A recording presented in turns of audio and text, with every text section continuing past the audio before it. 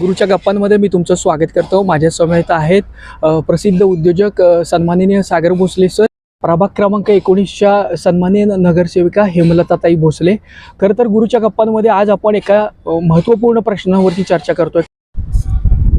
आता साताऱ्यामध्ये पाणीबाणी तुम्ही म्हणताय तर ती आत्ता झाली असेल, परंतु शाहूनगर मधली जी पाणीबाणी आहे ती गेले अनेक वर्षांपासून म्हणजे एक साधारणतः आम्ही बघतोय 1-2-3 वर्षापासून अतिशय बिकट परिस्थिती आहे आणि सगळे शाहूनगरवासी पाणी प्रश्नाला वैतागलेत। आम्ही अनेक वेळा त्या प्राधिकरणमध्ये गेलो, प्रत्येक वेळेस आमच्या समस्या मांडल्या, बारकाईनं अभ्यास केला की यांच्या नक्की अडचणी काय आहेत, या प्राधिकरणच्या त्या अडचणी कशा सॉल्व्ह करायच्या ह्याबद्दल सुद्धा आम्ही प्राधिकरणला प्रत्येक वेळेस सांगितलेलं आहे। परंतु काय आहे की थोड्या दिवसापुरतं एखादी गोष्ट ती इम्प्लिमेंटेशन झाल्यासारखी वाटते आणि नंतर पुन्हा परत त्या पाण्यावरच्या प्रॉब्लेमवरती पुन्हा काही ना काही प्रॉब्लेम येऊन पुन्हा ती विस्कळीत होतो यांचा पाणी पुरवठा। सर, तुम्ही खरं तर निवडणुकीच्या आधीपासून एक मोहीम सुरू केली होती की खोटं बोलायचं नाही।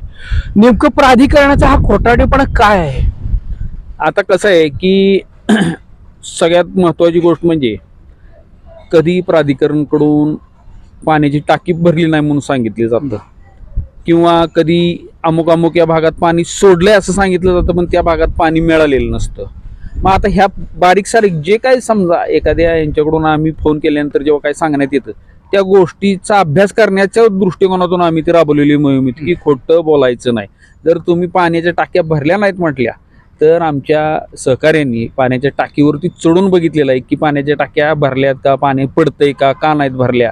एखाद्या भागात पाणी सोडलेलं आहे किंवा उद्या सकाळी त्या भागात पाणी सोडणार आहे असं सांगितलं तर आम्ही सकाळी पहाटे जाऊन ज्या टायमिंगला पाणी येतं त्या टायमिंगला लोकांना घरी जाऊन विचारले की पाणी आलं का म्हणून, यासाठी ती मोहीम राबवली होती। सर, तुम्हाला विचारायचे की काय नक्की परिस्थिती आपल्या प्रभागामध्ये आणि तुम्हाला नेमकं काय अडचणीचा सामना करावा लागतोय?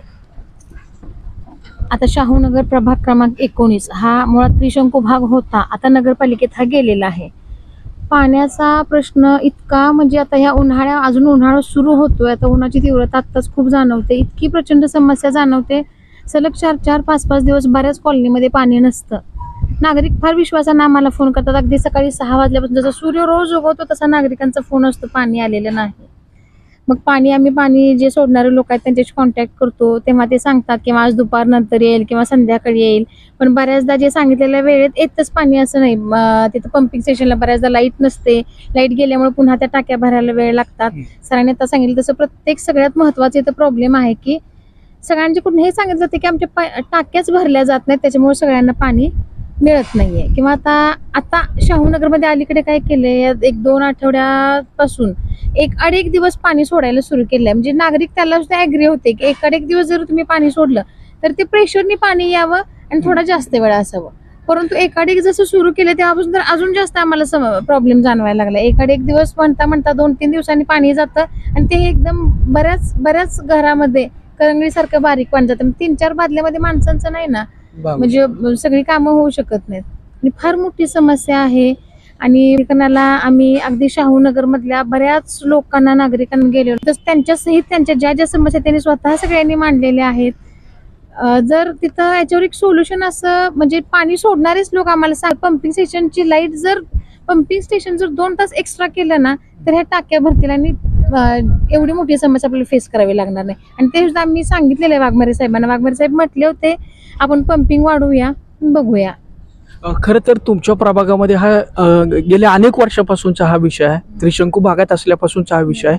खरं तर तुम्हाला याची सोडवणूक करण्यासाठी प्रशासकीय पातळीवरती कोणत्या अडचणींचा सामना करावा लागतोय, म्हणजे तुमच्याशी कसं पद्धतीचं वर्तन ह्या अधिकाऱ्यांकडून होत आहे?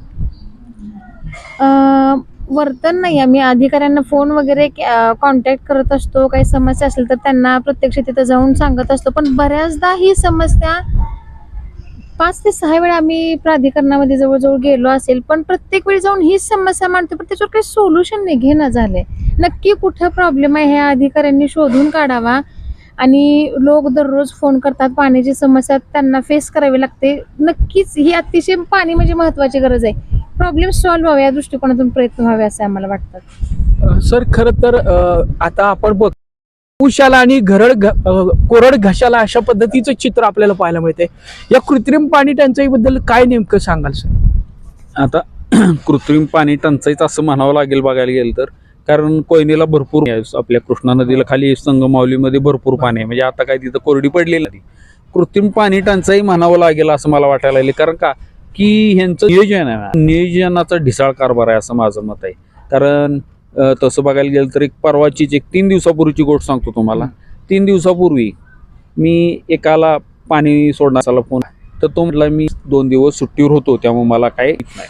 त्याच्यानंतर त्यांच्या वरच्या अधिकारी फोन केला तर तेही म्हटली 3 दिवस बाहेरगावी गेलो होतो तेव्हा मलाही काय माहित नाही. म्हणजे काय होते की इथं कोणाचा कोणाला पत्ताच नाही. हा खरा इथं प्रॉब्लेम आहे की ज्या ठिकाणी समजा लोकांना पाणी मिळवण्यासाठी पानाडे जर समजा 2 असतील तर 2च्या ऐवजी 4 ठेवणं गरजेचं आहे. एखादा सुट्टीवर गेला तर त्या दुसऱ्याला माहिती पाहिजे की बाबा आपल्याकडे आज ही जबाबदारी आहे. आणि त्यामुळं आता काय होतंय की काही ठिकाणी पाण्या टाक्या ओव्हरफ्लो होऊन वाहत आहेत तरी पण त्या टाक्या बंद केल्या जात नाहीत. म्हणजे काय झालंय, नियोजन शून्य कारभार आहे असं 100% म्हणावं लागेल. आदरणीय खासदार श्रीमंत छत्रपती उदयनराजे भोसले महाराज साहेबांनी एक 8 दिवसापूर्वीच काही नागरिक महाराजांच्याकडे गेले असता, त्यांना ते नागरिक तिथं आल्यानंतर मलाही फोन केला महाराज साहेबांनी. आम्ही दोघंही पळत गेलो काय झालंय बघायला. तर महाराज साहेबांनी त्यावेळेस लगेच अधिकाऱ्यांना बोलवून घेतलं. आता अधिकाऱ्यांनी त्यावेळेस सुद्धा महाराज साहेबांना सांगितले की आम्हाला ते नवीन जी आता आलेली योजना आहे ती कमिशनिंगला अजून 1 महिनाभर लागेल, हरकत नाही. परंतु जी जुनी योजना आहे, जुनी पाईपलाईन आहे ती तर चालू आहे. नवीन तुम्ही करताय, जुनी तर बंद केलेली नाही. त्या जुन्या पाईपलाईनमधून पाणी पुरवठा करण्यासाठी यांच्याकडे नियोजन अजिबात नाही. जरी नवीन पाणी आता पाईपलाईन टाकली तरी यांच्याकडे जर नियोजन नसेल व्यवस्थित, यांचं व्यवस्थापन व्यवस्थित नसेल तर मला वाटत नाही यांचा प्रॉब्लेम कधी सॉल्व्ह होईल. आणि पर्याय काहीच नाही हो. म्हणजे इथं नगरपालिका नाहीये. नगरपालिका असती तर नगरपालिकेच्या आपल्या कोणाला तरी अधिकाऱ्यांना, आपले उपाध्यक्ष आहेत त्यानंतर अध्यक्ष आहेत यांच्याकडे जाऊन आम्ही बसलो असतो. पण इथं प्राधिकरणचे अधिकारी हे काही जबाबदारीनं वागत नाहीत असं 100% माझं मत आहे. अजिबात जबाबदारीनं वागत नाहीत. आता ह्याला आता माझ्या काल महाराज साहेबांना भेटलो आम्ही, तेव्हाच माझ्याकडं म्हणजे तेव्हा चर्चा झाली. तर जे प्राधिकरणचे मुख्य आहेत त्यांच्याशी चर्चा करून काहीतरी याच्यावर अजून काय तोडगा काढायचा. आता म्हणजे एवढीशी छोटीशी बाब, त्यासाठी प्राधिकरणचे मुख्य त्यांना बोलवायची गरज लागते. मग इथल्या अधिकाऱ्यांचा काय? खरं तर सर मला सांगा की प्राधिकरणाच्या अनुषंगानेच खरं तर ही चर्चा आपली फिरत राहिली आहे. आणि हा प्रश्न फक्त आपल्या प्रभागातला नाही आहे किंवा आपल्या वॉर्डातला नाही आहे, तर हा संपूर्ण सातारा शहरातला आहे. आज पाणी वितरण व्यवस्था जर पाहिली तर सन्माननीय उपनगराध्यक्ष ॲडव्होकेट दत्ता बनकर यांच्याकडे तो कार्यभार आहे आणि त्यांच्या माध्यमातूनही चांगला प्रयत्न होतोय.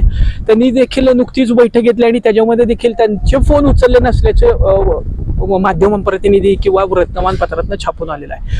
मुद्दा असा आहे की आज पाणी तयार होते, आज पाणी वितरण व्यवस्था कुठंतरी कमी पडतीये, या संदर्भात कुठेही एक वाक्यता दिसत नाहीये. आणि राष्ट्राची असलेली संपत्ती पाणी या संदर्भात सर्वसामान्य नागरिकांना आगतिकता होते. ताई, आपण काय सूचित कराल की नेमकं आता या अनुषंगाने काय होणं अपेक्षित आहे? सगळ्यात महत्त्वाचं म्हणजे पाणी दररोज माणसांना पिण्यापुरतं थोडंसं खर्चापुरतं तर येणं फार गरजेचं आहे. म्हणजे पाण्याची समस्या जर दूर झाली तर नक्कीच जे पाण्याचा जो रोष आहे तो कमी होईल. प्रत्येक कामाला पाणी हे लागत असतं. मग पाणी तर नागरिकांची म्हणजे आम्ही सुद्धा त्याच्यात येतो, आम्ही सुद्धा पाणी मसला फेस करत आहे. सगळ्यांची एकच एवढी अपेक्षा आहे की आम्हाला दररोज किंवा जरी नाही आले तरी लोकांनी सुद्धा हे कबूल केलं, एकाड एक दिवस आले तर भरपूर आम्हाला खर्चाला आणि पिण्यासाठी पाणी पुरलं, एवढं तरी पाण्याची आमची सोय व्हावी. खरं तर स्वच्छ पाणी मिळावं, ते वेळेत मिळावं आणि पुरेसं मिळावं ही माफक अपेक्षा सर्वसामान्य नागरिकांची असते. आज आपण भरमसाठ बिलं भरतो, करदाते आहोत आपण, पण त्या प्रमाणात पाणी मिळतं का हो? आणि हे मिळण्याच्या हक्कासाठी आपल्याला लढावं लागतं. या गोष्टीकडे तुम्ही कसं पाहता, ॲज अ गृहिणी म्हणून सुद्धा आणि एक नगरसेविका म्हणून सुद्धा? हो, आता अगदी बरोबर आहे हा प्रश्न. प्रभागातून बरेच लोक आम्हाला सांगतात की आम्हाला पाणी येत नाहीये, बरेच दिवस पाणी येतं आणि बिल मात्र आम्हाला येतं आणि ते बिल आम्हाला भरावंच लागतं. रागाने चिडून सुद्धा लोक म्हणतात की आता आम्ही पाण्याचं बिल भरणारच नाही. भरपूर बिल येतं. आणि सगळ्यात महत्त्वाचं काय झालं आता की बऱ्याच ठिकाणी आता परवाच एक आमच्या इथं घटना घडली, जो पाणी सोडता तो वॉलच कुणीतरी चोरून नेलेला आहे. त्याच्यामुळे पाणी सोडण्यात सुद्धा अगोदरच पाणी येतं कमीच येतं बऱ्याच भागात पाणी. ते वॉल वगैरे अशी किरकोळ गोष्टी घडतात, त्याच्यामुळे आहे त्या पण पाण्याच्या वेळापत्रकात बराच बदल होत आहे. लोकांची एवढीच आहे अडचण की पाणी आम्हाला रेग्युलर येत नाही, बिलं मात्र खूप येतात आणि बिलं कशी भरायची बघा आम्ही. सर मला मागाशी तुम्ही एक मुद्दा अधोरेखित केला की खरं तर यामध्ये जे गैरव्यवस्थापन होत आहे किंवा व्यवस्थापनच होत नाहीये की जाणीवपूर्वक दुर्लक्ष, म्हणजे आपल्या प्रभागामध्ये म्हणूयात किंवा एकूणच या पाणी वितरण व्यवस्थेकडे इतकं बेजबाबदारपणानं का वर्तन होत असावं, नेमकं याचं तुम्हाला काय वाटतं? तुम्ही सामाजिक कार्यकर्ते आहात आणि वेळोवेळी लोकांच्या प्रश्नासाठी पोटतिडकीनं भांडता. तुम्हाला काय वाटते का नेमका हा त्यांचा असा वेळ काढूपणा होत असेल? नाही, वेळ काढूपणा असं म्हणता येत नाही. याला काय म्हणतात माहिती का, बेजबाबदारपणा म्हणतात. म्हणजे आलं पाणी नाही आलं ओरडायचे ते ओरडतायत लोक, काय फरक पडत नाही, आज ओरडतील उद्या गप बसतील, असं झालेलं आहे. मी खरं सांगू का, मी सकाळी उठल्यानंतर मला जर 8 वाजली तर 8 वाजेपर्यंत 25 ते 30 फक्त कॉल असतात, ते पाण्यासाठी. मॅडमना सुद्धा त्या पद्धतीनेच असतात. आणि असं वाटतं की उठावं सकाळ सकाळी आणि जाऊन खडाखड खडाखड कानाखाली वाजवत या लोकांच्या. तुम्हाला सांगतो इतका राग येतो, म्हणजे एकदा दोनदा तीनदा चारदा किती वेळा तीच प्रश्न मांडायचे, म्हणजे असा राग येतो. पण आता काय आहे की काही गोष्टी म्हणजे आपण कायद्याच्या थोडकं म्हणतो काय चौकटीत राहून काम करायचे. मी आता उन्हाळा तर आहेच, मी तुमच्या माध्यमातून सांगतो की जर मी खरोखर मागच्या सुद्धा म्हटलो होतो की जर या 8 दिवसाच्या त्यांचा पाणी पुरवठा जर सुरळीत नाही झाला सांगतो तर मी अक्षरशः जे टॉयलेटला जायचं जे भांडं असतं का नाही, टमऱ्याल म्हणतो आपण, ते टमऱ्याल घेऊन तिथं जाणार आहे तुम्हाला सांगतो. आणि मी एकटाच नाही जाणार, आमचे सगळे सहकारी घेऊन जाणार आणि त्या सगळ्या कार्यालयात घाण करून टाकणार आहे आम्ही. म्हणजे अशी परिस्थिती आल्या वैतागतात लोक. म्हणजे आता तुम्हाला सांगू का, काही लोक यांना शिव्या घालतात तर घालतात, त्याच्याबरोबर आता आम्हाला पण शिव्या घालायला लागले. तर म्हणजे ह्यांच्या ढिसाळ कारभाराचा आम्हाला तोटावा लागलाय. माझ्याकडं बऱ्याच कंप्लेंट, बऱ्याच त्या पाणी सोडणाऱ्यांची कारणं, ही जी लिस्ट आहे, लिस्ट म्हणजे पाणी न येण्याची तुम्हाला थोडक्यात कारणं सांगतो की पाईपलाईन फुटली, टाकी भरली नाही, लाईट गेली होती. आता वॉल ही नवीन विषय आमच्याकडे आला परवा की वॉल चोरीला गेला म्हणून. त्यानंतर सुट्टीवर होतो मला नाही, त्याच्यानंतर त्यानं सोडलं, ते सोडायचं नाही, मला सोडायचं माझ्याकडे ती जबाबदारी दिलेली नाही. म्हणजे ही अशी 10 ते 5 लिस्ट झालेली आहे.